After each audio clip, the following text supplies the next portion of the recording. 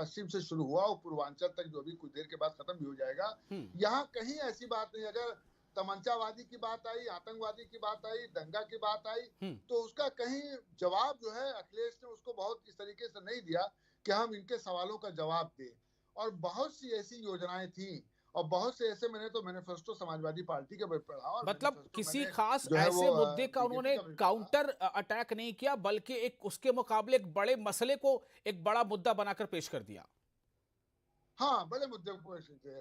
लेकिन एक चीज मैं आजम भाई कहना आपसे चाहूंगा कि आप देखिए, जो 5 साल दंगा नहीं हुआ, उस दंगे से आप समझिए कि दंगे में क्या होता था कि हमारा मुसलमान का घर जलता था, हमारे मुसलमान की दुकान जलती थी, हमारे मुसलमान का बच्चा जो है गिरफ्तार होता था, जेल में 12-13 साल तक रहता था, मुकदमा गुरदोष के आधार पे छूटता था या फंसता था।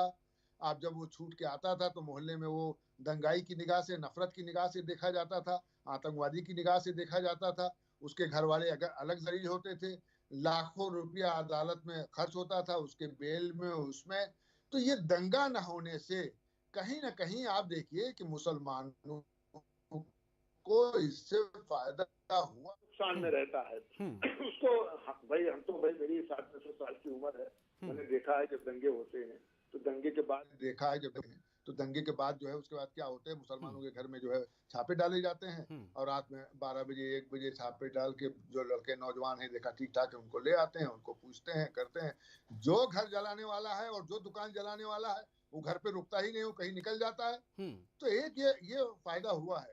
दूसरे, हो सकता है कि देखिए इसकी मैनिफेस्टो की इंटेंसिटी बातें कम बहुत रही लोगों ने हो, अच्छे लेकिन तरीके से बहुत सारी ऐसी रिपोर्टिंग है जिसमें इस बात का दावा किया गया है कि छोटे या मझोले जो भी आप उसको नाम दे दें, 30 के ऊपर दंगे हुए हैं। बहरहाल इस पर बात आगे हो सकती है, लेकिन क्या सीए एनआरसी के वक्त में जिस तरह से एक बयान आया था जो क़यादत के बिल्कुल आला तरीन मकाम पर बैठे उत्तर प्रदेश में उनका, कि बदला लिया जाएगा, और फिर किस तरह वसूलने की वो कार्रवाई शुरू हुई, जबकि उससे रिलेटेड कानून वहां मौजूद नहीं था। सुप्रीम कोर्ट को इतनी सख्त जो है उस पर रिमार्क्स देना पड़ा कि आप इसे वापस लें वरना हमें कदम उठाना पड़ेगा। इसे आप कैसे देखते हैं? देखिए, सीए एनआरसी के बारे में तो जो पार्टियां हैं, जो सत्ता में नहीं पार्टियां, उन्होंने सीए एनआरसी के बारे में आप समझिए बहुत अच्छी बात नहीं की। उन्होंने सीए एनआरसी को उन्होंने पढ़ा, 3 पेज का क्या जो था अमेंडमेंट था उसको इन्होंने पढ़ा नहीं कि जो है वो लोकसभा में कौन सा पारित हुआ कौन नहीं। उसमें मुसलमानों के लिए कुछ था ही नहीं, उसमें तो खाली यही था कि साहब बांग्लादेश, नहीं नहीं, वो क्या था क्या नहीं अफगानिस्तान, था मैं उसकी बात नहीं पाकिस्तान में कर जो रहा हूं, मैं हिंदू कह रहा हूं सताए हुआ गए। क्या जमीन पर। 30 के आसपास लोग मारे गए, खवातीन पर भी पुलिस ने डंडे बरसाए, घरों में घुस के हाँ, पुलिस उसमें वालों ने कैसे टिकट तोड़फोड़ टिकट की मिल उसका गया, जो पूरा डंडे सीसीटीवी खवातीन पे फुटेज पड़े सदर जो है वो देखा लोगों जाफर ने। पे, तो सदर जाफर को पश्चिम से कांग्रेस ने टिकट भी दे दिया। वो खवातीन, पोस्टर भी लगाए गए पूरे शहर के अंदर। अब अगर कांग्रेस ने उनको टिकट देकर के यहाँ लखनऊ से एमएलए के लड़ाया है और वो मुस्लिम बाहुल क्षेत्र से लड़ रही हैं, अगर वो जीत जाती हैं तो इसके मतलब लगता है कि सदर जाफर को आम जनता का समर्थन था इसलिए वो जीत गई। तो ऐसा नहीं है, किसी एनआरसी के लिए बहुत आम जनता मुसलमान का बहुत जो है बहुत अच्छे तरीके से उसमें सपोर्ट हो, हमें नहीं लगता। नहीं नहीं, मैं आपसे सवाल ही ये नहीं कर रहा हूं कि सपोर्ट था कि नहीं। मैं क्या कह रहा हूं कि सीएनआरसी के मुजाहरे में जिस तरह से लोग सड़कों पर आए थे और जिस तरह गोलियां चली और जिस तरह से तोड़फोड़ के नाम पे कि उन्हीं से वसूला जाएगा, कई ऐसे लोगों के इसके नाम नोटिस आया जो इस दुनिया में था भी नहीं, या जो 90 साल का एक बुजुर्ग के खिलाफ नोटिस आ गया कि भाई इतना करोड़ से इतना लाख या इतने हजार उसे वसूले जाएंगे। तो ये सब तो हुआ। मैं इसके तनाजुर में बात कर रहा हूं कि फिर आखिर दंगा का मतलब क्या होता है। देखिए, ये हुआ और जाहिर और सी आपने बात है खुद ये जिक्र इसलिए किया भी कि हुआ। पोस्टर्स के सर चश्मा किए गए थे, उसमें कई हाँ, मजहबी पोस्टर लखनऊ रहनुमाओं में के लगाए पोस्टर गए चश्मा थे, किए गए थे।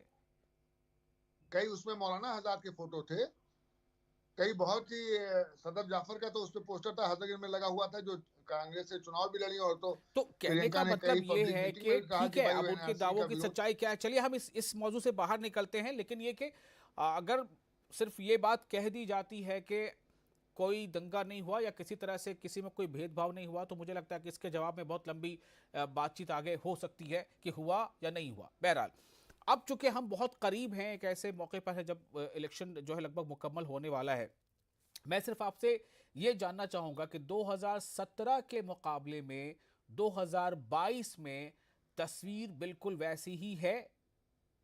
क्या मुद्दे कुछ अलग हुए हैं? अगर हुए हैं या हालात कुछ बदले हैं तो वो क्या क्या हालात हैं, जरा पिन पॉइंट करके बताएं। जरा से और तेज आप बोलिएगा, क्योंकि यहाँ आपकी वॉइस जरा कुछ धीमी आ रही मेरे पास। जी, मैं ये कह रहा था कि 17 के मुकाबले 22 में, ओवरऑल बात कर रहा हूं, 17 के मुकाबले 22 में हालात कितने बदले हैं, सोशल इंजीनियरिंग कितनी बदली है, मसाइल कितने कम या ज्यादा हुए हैं, पिन पॉइंट करके जरा 2 4 5 बता दें आप। देखिए, मसाइल के बारे में अगर आप जाएंगे तो जाहिर सी बात है कि ये लोगों में महंगाई के बारे में, लोगों को नौकरी के बारे में, ये सब आम जनता में बड़ी चर्चा रही है। लेकिन कहीं ना कहीं इस बात की भी चर्चा रही है कि साहब जो कोविड-19 आया, कोविड-19 में जो है वो उत्तर प्रदेश सरकार ने बड़ी मेहनत से काम किया, और मेहनत से काम करने के बाद भाई जो भूखे प्यासे थे उनको अन्न दिया, उनको खाद्यान्न योजना दिया। तो कहीं ना कहीं इसकी भी एक चर्चा रही, खाद्यान्न योजना की भी, कि साहब वो जनवरी खाद्यान्न या मुफ्त राशन देना ये अलग चीज है, कोविड मैनेजमेंट अलग चीज है, इसे आप गलत मलत ना करें प्लीज, मैं आपसे ऐसी तवक्को नहीं करता हूं। जी अच्छा बताइए। गंगा में लाशों का तैरना वो मैनेजमेंट नहीं कहला सकता। जी, तो मुझे आप ये बताएं कि क्या ये मुद्दा वाकई वैसे ही है जैसे बरसत इक़्तिदार जमात बता रही है, या फिर लोगों ने ये देखा है या महसूस किया है कि कोविड मैनेजमेंट में कहीं कुछ कमी रह गई थी?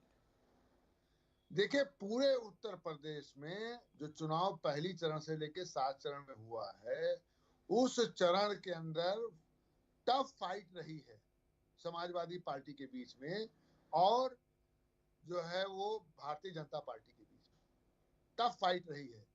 टफ फाइट में जो जमीनी हकीकत है वो कौन जीतेगा कौन हारेगा, दलित समुदाय का वोट किधर गया, और ये जो आप ये कह रहे हैं कि ये मसला वो मसला, चुनाव बिल्कुल अलग मोड़ पे चला गया। चुनाव फेज बदलते गए, चुनाव के हर फेज में हर अलग हो गया।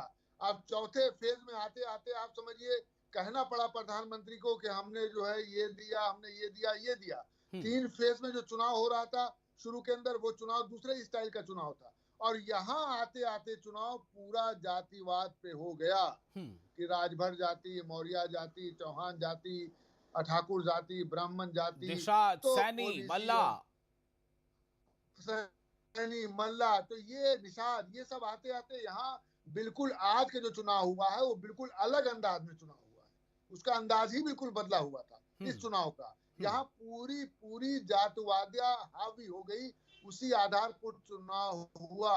अब आप डोजर का दहशत ये रहा कि जो सिटिंग एमएलए थे वो चुनाव ही नहीं लड़े, अपने बेटे को वहां से उतार दिया और सीटें बदल दी। आप समझिए बहुत से लोग जो आप समझिए कि अब्बास अंसारी जो है वहां से लड़ रहे हैं, वहां से अशोक सिंह लड़ रहे हैं, आप समझिए मऊ सदर से, तो सीटें बदल गई आदमी की कई। अब आप समझिए जो चौहान गए हुए थे, चौहान मधुबनी से न लड़के अब जो है घोसी से लड़ रहे हैं, जबकि भारतीय जनता पार्टी में जो है वो मिनिस्टर थे। मौर्य, स्वामी प्रसाद मौर्य अपने विधानसभा से न लड़के फाजिलनगर से लड़ रहे हैं।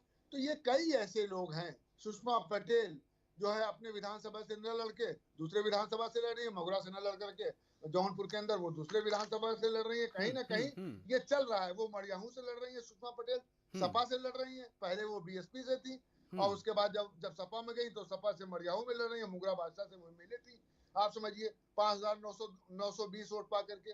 तो कहीं ना कहीं लोगों ने अपने सीट बदला है। सीट बदलने से क्या आदमी के कार्य करने की स्टाइल बदल जाएगी या व्यक्ति बदल जाएगी? यानी आम जनता को ये क्या समझते हैं? जी असद साहब, मैं एक छोटा सा यहाँ पर ब्रेक लेना होगा हमें, और ब्रेक के बाद हम फिर अपनी बातचीत के सिलसिले को आगे बढ़ाएंगे।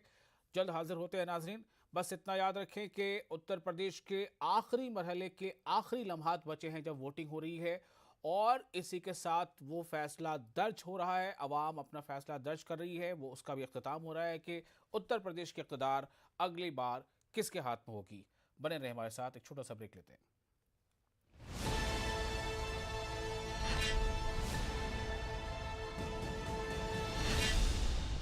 66.9 crore viewers. India's largest news network. News 18 Network.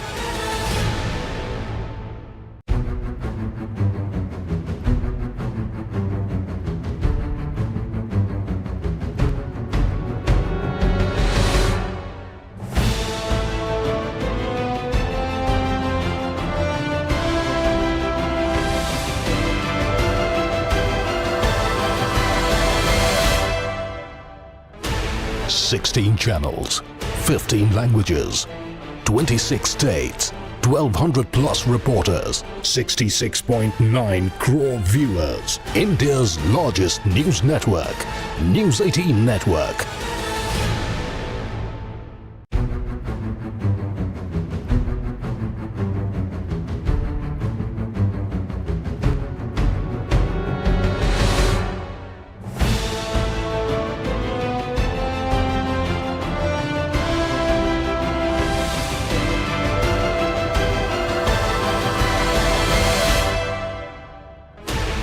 Sixteen channels, 15 languages, 26 states, 1,200 plus reporters.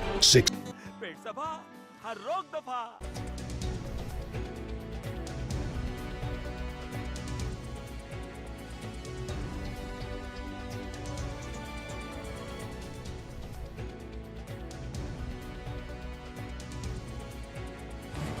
इस न्यूज हेडलाइंस के प्रायोजक पेट सफा आयुर्वेदिक जून। 0.9 crore viewers. India's largest news network. News 18 Network.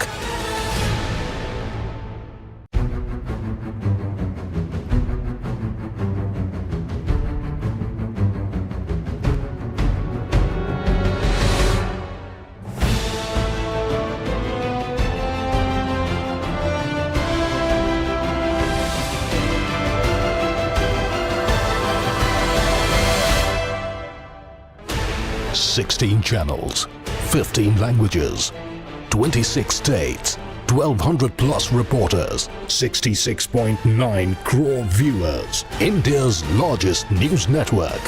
News 18 Network.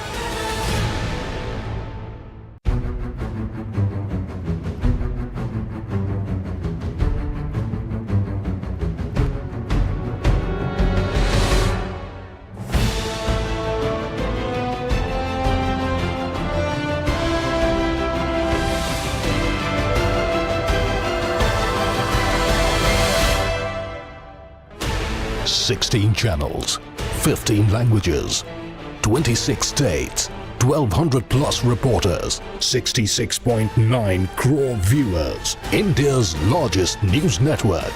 News 18 Network.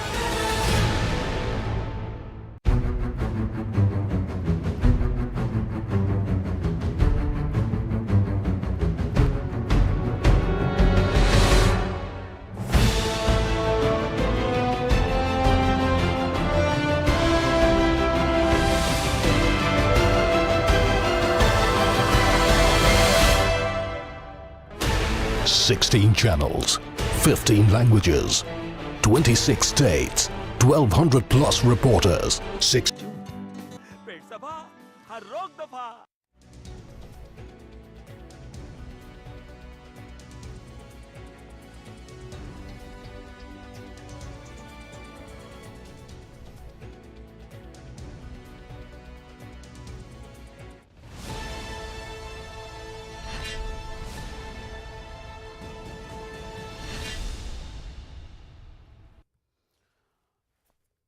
Break के बाद एक बार फिर आपका इस्तकबाल है। उत्तर प्रदेश में 7वें और आखिरी मरहले के लिए वोटिंग हो रही है। बस तकरीबन आधे घंटे रह गए हैं और उसके बाद वोटिंग मुकम्मल हो चुकी होगी।